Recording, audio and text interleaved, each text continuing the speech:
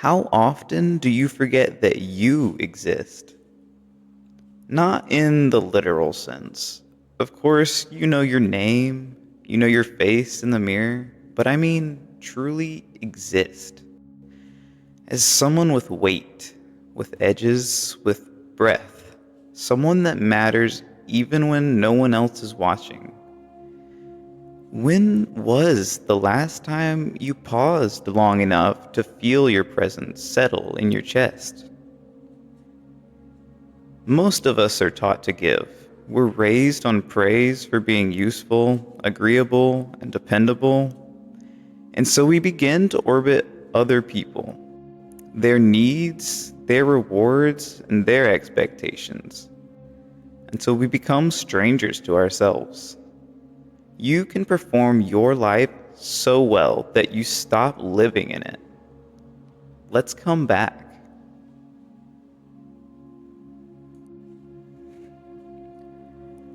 Remembering yourself isn't an Instagram caption. It isn't found at the bottom of a candlelit bath or in the margins of a planner.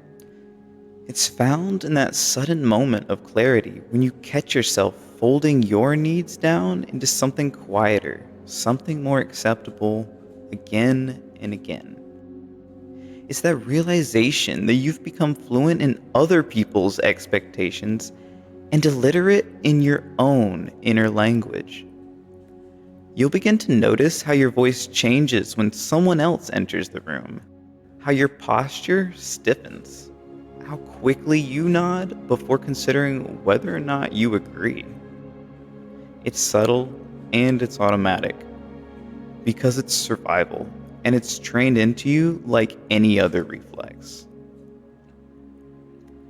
But just because something feels natural doesn't mean it's true.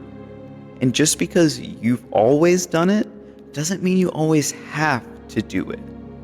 You have the right to occupy space. Not space that's earned, negotiated, or softened by apology, but space that already belongs to you by virtue of being alive. This isn't about arrogance, it's about permission. Permission to be unguarded, to be messy, to be seen. And the deeper truth, you don't owe anyone a version of yourself that makes them more comfortable at the expense of your own peace. Because the moment you begin to pretend like you're okay with something, pretend like your limits are larger than they are, pretend you don't feel what you feel, that's where your real self begins to drift. And when you do that long enough, the loneliness doesn't come from others. It doesn't come from the lack of others. It comes from abandoning your own side.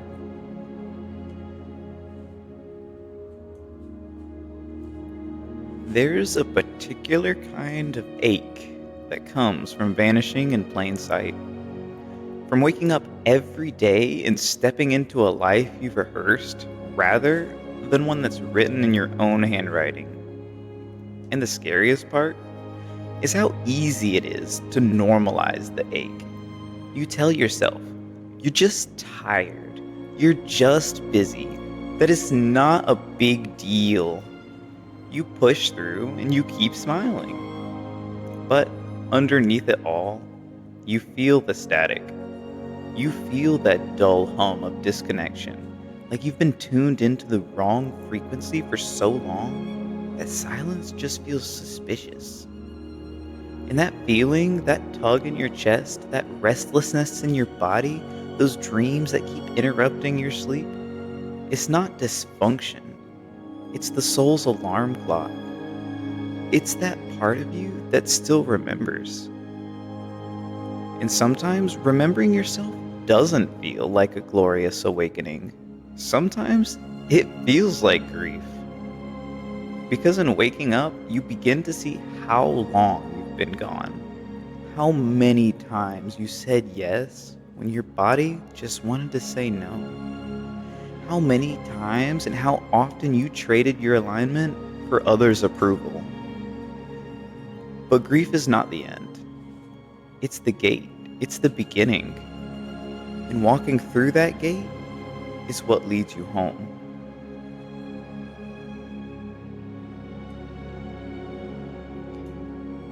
You don't need to do more to be worthy. You don't need to wait for a better mood, for a clearer plan, a more acceptable version of yourself. The healing begins when you acknowledge that this version, quiet, clumsy, questioning, is already enough to begin with. Choosing yourself isn't a single act. It's not a dramatic declaration or a social media announcement. It's subtle, it's cumulative. It's noticing when your yes costs you peace.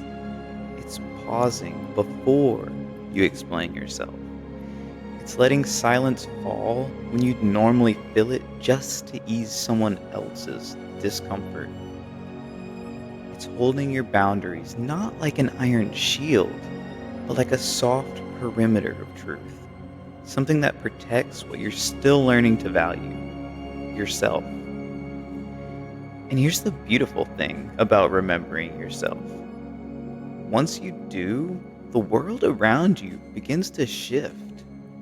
You may lose some connections, yes, but you begin to attract people who don't just tolerate your truth, they respect it. You start walking into rooms without wondering how much of yourself needs to shrink. You stop asking, is this too much? And you start asking, does this feel true to me? It doesn't happen all at once. Some days you'll slip. You'll ghost yourself again. But it's okay. This isn't some test, it's practice. And with each moment that you return to your own side, your roots will grow deeper. You'll begin to reclaim time, not as something to trade away for validation, but as your most honest currency. You'll discover that hope isn't naive, it's a form of devotion. Devotion to the version of you that was never broken, only buried under other people's noise. You remember that love, real love, the kind that nourishes and doesn't negotiate your worth, starts not out there, but here, inside you. As a promise you keep every day to show up as someone worth trusting. So, if no one's told you lately, you matter. Not for what you do, or how much you can produce, or how well you can play your roles. You matter because you're here. You matter because you feel, because you question, because you want something more honest, more rooted, and more yours.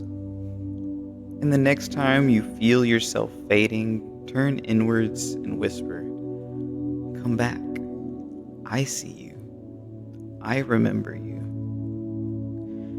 Because hope isn't found by waiting. It's built by noticing the light inside of you and choosing each and every day to walk towards it. That's not selfish.